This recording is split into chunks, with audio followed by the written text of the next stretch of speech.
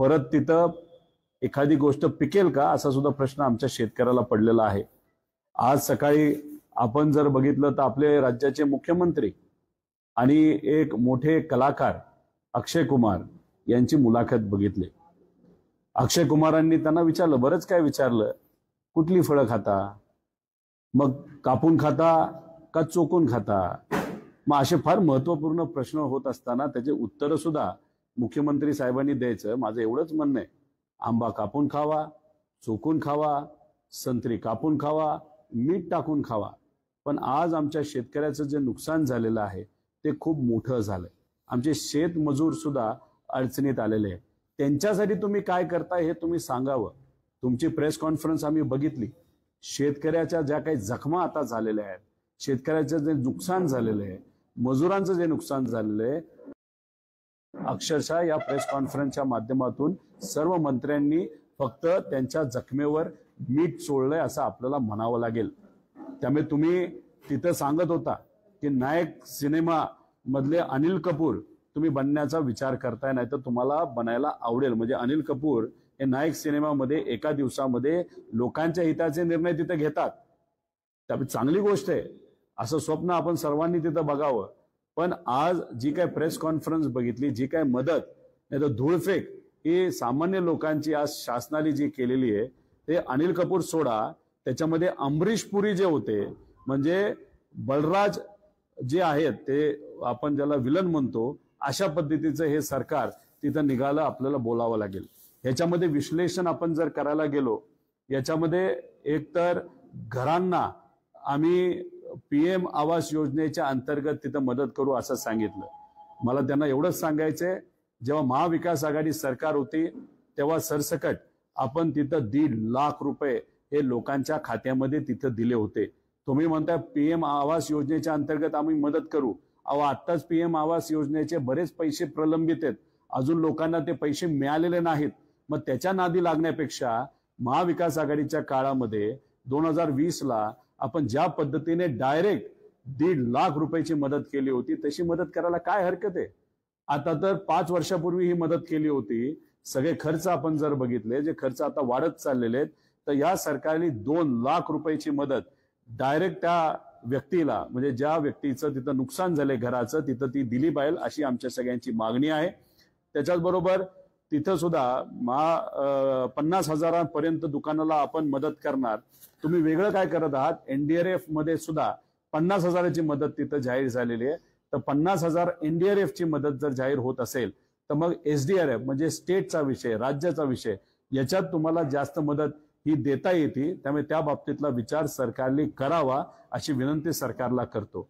दुधाळ जनावरांसाठी 37,500 रुपये तुम्ही मदत करणार आहात। आता लंपी रोग जर एखाद्या जनावराला झाला असेल तर 70,000 रुपये आपण सरकारच्या मदतीने देतो। मग एका योजनेमध्ये 70,000 रुपये तुम्ही दुधाळ जनावरांना देता, आणि दुसऱ्या बाजूला तुम्ही या योजनेमध्ये जिथं या पावसाळ्यामध्ये नाही तर जनावरं वाहून गेल्यामुळे जे नुकसान झाले त्याला 37,500 रुपये तुम्ही देणार असाल, तर तुम्हीच मला सांगा, आज कुठल्या मार्केटमध्ये, जनावरांच्या मार्केटमध्ये दुधाळ गाई असेल तर तिची किंमत 37,000? अहो कुठंच गाई आज 80-90 हजाराच्या खाली आपल्याला मिळत नाही। म्हशीला सुद्धा तुम्ही तशीच मदत देणार आहात, तर आता म्हैस 1.5 लाखाच्या खाली आपल्याला मिळते का चांगली दूध देणारी? हे तुम्हीच कुठेतरी शोधून काढावं। बैलाला तुम्ही 32,000 रुपये देणार, कुठल्या मार्केटमध्ये या जनावरांची किंमत एवढी आहे? त्यामुळे तुम्ही एका बाजूला लंपी रोगाच्या मुळे जर एखादं तिथं जनावर दगावलं असेल, तिथं 70,000 रुपये देता। त्यामुळे आमची सरळ सरळ तिथं मागणी आहे की ही मदत जी 37,500च्या आसपास तुम्ही या योजनेच्या अंतर्गत देणार आहात, ती मदत ही वाढवून द्यावी। कमीत कमी 70,000 ते 75,000 रुपये हे आमच्या शेतकऱ्याला तुम्ही दिले पाहिजे अशी आमच्या सगळ्यांची तिथं मागणी आहे। आता खरडून गेलेल्या जमिनीसाठी तुम्ही 47,000 रुपये तिथं देणार आहात। आता 47,000 रुपयामध्ये काय होणार आहे का हेक्टरी? याच्यामध्ये मदत ही वाढवून द्यावी लागेल।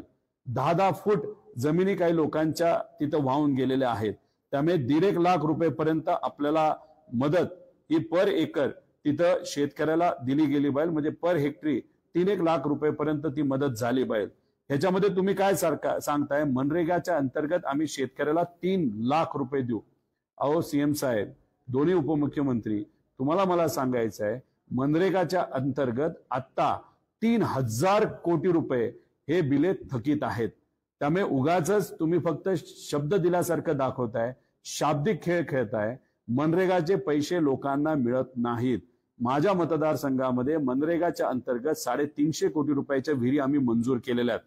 त्याच्यात पण आपण जर बघितलं 50-60 कोटी रुपये कामं झालीत फक्त 150 कोटी रुपयाची, आणि त्यात सुद्धा 50 कोटी रुपयाची थकबाकी अजून सुद्धा मनरेगामध्ये आहे. त्यामुळे मनरेगाच्या अंतर्गत हे खडून जमीन जी गेली ती ढकलून चालणार नाही, लोकांना पैसे मिळणार नाहीत. त्यामुळे सरळ सरळ हेक्टरी ही 3-1 लाख रुपयाची मदत सरकारच्या मदतीने डायरेक्ट आमच्या शेतकऱ्यांच्या अकाउंटमध्ये तिथं झाली पाहिजे, अशी आमच्या सगळ्यांची तिथं मागणी आहे. तुम्ही मनरेगावर ढकलून मोकळं होता, मनरेगाकडनं पैसे तिथे मिळणार नाहीत. त्याच्याच बरोबर विहिरीच्या बद्दल तुम्ही म्हणाला आहात 30,000 रुपये प्रति विहीर देणार आहोत. अहो, शेतकऱ्याला 5-5, 6-6, 10-10 लाख रुपये खर्च करून विहिरी केलेल्या आहेत. नदी काठला धर नसते, खूप खोल तुम्हाला जावं लागतं. 7-8 लाख रुपये कमीत कमी तुम्हाला खर्च करावा लागतो. आणि त्याच्यामध्ये आपण जर बघितलं 20-25 फूट माती रेती तिथे येऊन आता बसलेली आहे. एका फुटाचा खर्च आपण बघितलं तर 5,000 रुपये खर्च एका फुटाला येतो. त्यामुळे 20 फूट जर तिथं गाळ गेला असेल, दगड गेली असेल, मग ती दगड काढण्यासाठी, गाळ काढण्यासाठी आपल्याला कमीत कमी एका विहिरीला 1 ते 1.5 लाख रुपये तिथं खर्च येणार आहे. त्यामुळे कृपा करून ही तुडपुंची मदत 30,000 रुपयाची देऊन चालणार नाही. कमीत कमी 1.5 लाख रुपये आपल्याला द्यावं लागेल. आणि जी माती वाहून गेलेली आहे त्या जमिनीवरची त्याच्यामध्ये आता दगड येऊन बसलेली आहेत. त्यामुळे म्हणून मगाशी जो काय मुद्दा आम्ही मांडला होता, तुम्ही 47,000 रुपये देणार आहात, रोजगार हमी मध्ये मदत करणार आहात, त्याला काय होणार नाही. ही दगड काढण्यासाठी खर्च आपल्याला द्यावा लागणार आहे. त्याच्यात रेती टाकण्यासाठी, माती टाकण्यासाठी सुद्धा आपल्याला दुसरीकडनं माती काढावी लागेल. पण ह्याला वाट खूप मोठ्या प्रमाणात बघावं लागेल. त्यामुळे शेतकरी वाट पाहत पुढचे 9-10 महिने त्याचे जाणार आहे. खरीप हंगाम गेला, आता रब्बी हंगाम त्या शेतकऱ्याचं तिथं जाणार आहे. त्यामुळे बिचारा या शेतकऱ्याची थट्टा तुम्ही दुर्दैवाने तिथं करू नका, अशी विनंती इथं करतो. आता तुम्ही काय केलंय, इलेक्शनच्या आधी एक GR काढला होता. त्या GR मध्ये तुम्ही शेतकऱ्याला मदत कशी करत होता की तुम्ही 32,000 रुपये फळबागाला देत होता, त्यानंतर बागायतीला 27,000 देत होता, कोरडवाहूला 18,000 देत होता. त्याच्याच बरोबर तुम्ही मदत ही 3 हेक्टर पर्यंत देत होता. पण इलेक्शन झाल्यानंतर तीच तुम्ही कोरडवाहूची मदत कितीवर आणली? 18,000वरनं 8.5ला आणली. बागायची 27,000वरनं तुम्ही 17,000वर आणली. आणि फळबाग हे 32,500वरनं तुम्ही 22,000 आणली. आणि मदत जी तुम्ही हेक्टरी देणार होता त्याची मर्यादा 3 हेक्टरवरनं 2 हेक्टरवर आणली. म्हणजे इलेक्शनच्या आधी वेगळा न्याय आणि इलेक्शन झाल्यानंतर दुसरा न्याय. आता तुम्ही काय केलंय, तीच औषध वेगळ्या नवीन बाटलीमध्ये आता भरून दिलेलं आहे. म्हणजे जो जुना पूर्वीचा GR होता तो परत एकदा तुम्ही आता लागू केलेला आहे. आणि याच्यात तुम्ही सांगताय की 10,000 रुपये अतिरिक्त मदत आम्ही NDRF पेक्षा जास्त देणार आहोत. अहो, आमची अपेक्षा होती 50,000 रुपये प्रति हेक्टर मदत ही आमच्या शेतकऱ्याला द्याला. त्याला वेगळी कारण आहेत. एक तर सोयाबीनला गेल्या 3 वर्षामध्ये भाव नाही, त्यात नुकसान आमचं शेतकऱ्याचं झालंय. सरकार कोणाचं होतं? तुमचंच होतं. तुम्ही तिथं भावांतर योजना आणू शकला नाही. कांद्याच्या बाबतीत इम्पोर्ट करताय, आयात करताय, तिथं आम्हाला कांद्याला अडचण येते. आणि जेव्हा खऱ्या अर्थाने निर्यातीची वेळ येते तेव्हा त्याला काहीतरी कंडिशन तुम्ही टाकता. आणि ह्याच्यात आमच्या कांदा उत्पादक शेतकरी मोठ्या प्रमाणात अडचणीत आलेला आहे. कपाशीचा शेतकरी आज अडचणीत आलेला आहे. तिथं इम्पोर्ट अमेरिकेबरोबर तुमचं नातं चांगलं व्हावं. एक तर नातं काय खराब झालंय हे लोकांना तुम्ही सांगितलं पाहिजे, पण ते नातं नीट व्हावं यासाठी तुम्ही अमेरिकन कापूस भारतामध्ये आणता. तिथं आमच्या कपाशीच्या शेतकरी अडचणीत आहे. तुम्ही तूर इम्पोर्ट करता, उडीद इम्पोर्ट करता, आणि मग याच्यात आमचा शेतकरी आज अडचणीत आहे. संत्रा उत्पादक शेतकरी अडचणीत आहे. याच्यावर तुमचं धोरण हे योग्य पद्धतीचं नसतं. तुम्ही भावांतर योजना आणत नाही. इलेक्शनच्या आधी शब्द देता भावांतर योजना आणतो, अधिवेशनामध्ये आम्ही मुद्दा काढतो की बाबांनो आता तुम्हाला भावांतर योजना आणावं लागेल. इलेक्शन झालं, मतदान मिळालं, त्यानंतर तुम्ही तिथं विसरून जाता. आणि तुटपुंजी मदत आमच्या शेतकऱ्याला तुम्ही 10,000 रुपये अतिरिक्त द्या असं सांगता. आमची सगळ्यांची मागणी आहे, शेतकऱ्याची मागणी आहे, 50,000 रुपये हेक्टरी मदत आमच्या शेतकऱ्याला तिथं झालीच पाहिजे अशी मागणी तिथं करत आहोत. आणि व आमचे जे काही मजूर आहेत, शेतमजूर आहेत, त्यांना सुद्धा तुम्हाला 27,000 रुपये प्रति कुटुंब ही मदत तिथं द्यावी लागेल. आता पीक विम्याच्या बाबतीत तुम्ही बोलताय की कापणी प्रयोग झाल्यानंतर मदत जी होती ती आपण बघूया. अहो झालं असं की तुम्ही 4 ट्रिगर, 5 पैकी 4 महत्वपूर्ण ट्रिगर हे पीक विम्याच्या कंपनीला मदत व्हावी आणि तुमचे पैसे वाचावे म्हणून तुम्ही ते 4 ट्रिगर काढले.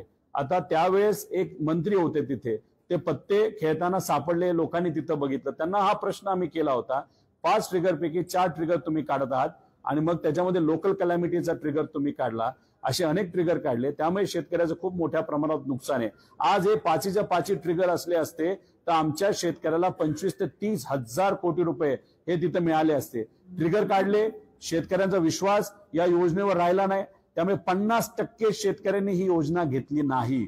आता तुम्ही काय म्हणताय की 5 ते 6 हजार कोटी रुपयाची मदत ही विमा कंपनीकडनं तिथं होईल. अहो पीक विमा घेण्यासाठी शेतकऱ्याला स्वतःच्या खिशातून स्वतःचा पैसा तिथं प्रीमियम म्हणून भरलेला आहे, काही सरकारने तिथं मदत केलेली नाही. त्यामुळे याच्यापेक्षा अतिरिक्त तुम्ही काय देता हे सांगा. आणि तुम्ही 4 ट्रिगर काढले, ते 4 ट्रिगर काढले त्यामुळे जे शेतकऱ्याचं 20,000 कोटीचं नुकसान झाले त्यांना मदत मिळणार नाही, ती मदत तुम्ही कशी भरून काढणार हे लोकांना तुम्ही सांगा. आणि जे लोक आज पीक विम्यापासून वंचित राहिलेत त्यांना अतिरिक्त तुम्ही काय मदत करणार आहात हे तुम्ही तिथं लोकांना सांगितलं पाहिजे, अशी आमच्या सगळ्यांची मागणी आहे. याला पूर्णपणे सरकार जबाबदार आहे. तिथं नंतर तुम्ही म्हणाला ओला दुष्काळामध्ये काही निकष आहेत ते आम्ही तिथं भरून काढू, आम्ही वेगळी मदत करू. ह्याच्यामध्ये 2 विषय फक्त आम्ही इथं घेतो. एक, तुम्ही म्हणाला की परीक्षा फी माफ करू. परीक्षा फी किती रुपयाची असते?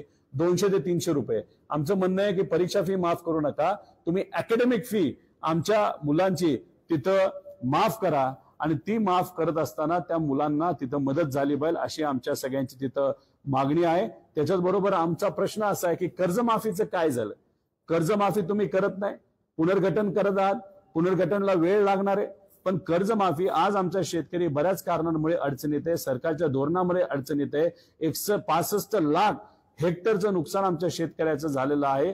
करोड शेतकरी आहेत हे जे आज अडचणीत आहेत त्यांना आजच्या आज कर्जमाफी ही तुम्हाला करावी लागेल. इलेक्शनच्या आधी तुम्ही शब्द दिला होता, पण शब्द देऊन सुद्धा तुम्ही जर कर्जमाफी करत नसाल तर मग शेतकऱ्याच्या मताचा उपयोग, वापर फक्त स्वहितासाठी, सत्तेत येण्यासाठी तुम्ही केला आणि आज सत्तेत आल्यानंतर तुम्ही शेतकऱ्याला विसरत आहात, हे चुकीचं आहे. त्यामुळे शेतकऱ्याला कर्जमाफी दिली गेली पाहिजे. जो रेग्युलर शेतकरी आहे त्याला सुद्धा तिथं तुम्हाला एक अनुदान तिथं शेतकऱ्याला दिलं पाहिजे, अशी आमच्या सगळ्यांची तिथं मागणी आहे. त्यामुळे शेतकऱ्याला विसरून चालणार नाही, शेतकऱ्याला फसून चालणार नाही. आज दिवसाला 8 शेतकरी आत्महत्या करतोय. त्यामुळे तुम्ही जर 2029 इलेक्शन डोळ्यासमोर ठेवून 27 नाही तर 28ला तुम्ही कर्जमाफी करणार आहात तर या पुढच्या 3 ते 4 वर्षामध्ये 12,000 पेक्षा जास्त शेतकरी आत्महत्या करतील. त्यामुळे त्या आत्महत्याला पूर्णपणे तुम्ही जबाबदार असाल सरकार म्हणून. ही आत्महत्या नसून हे शेतकऱ्याला केलेला मर्डर आहे असं आमच्या सगळ्यांचं तिथं प्रामाणिक मत आहे. त्यामुळे कृपा करून अजून वेळ न घालता पुढच्या काही दिवसांमध्ये तुम्ही कर्जमाफी सुद्धा ही जाहीर केली पाहिजे असं आमच्या सगळ्यांचं स्पष्ट म्हणणं आहे. त्यामुळे हे सगळे आकडेवारी बघितल्यानंतर हे म्हणतात 40,000 कोटीची आम्ही मदत दिलेली आहे. अक्षरशः हे साफ खोटं आहे. हे फक्त शब्दाचा खेळ आहे.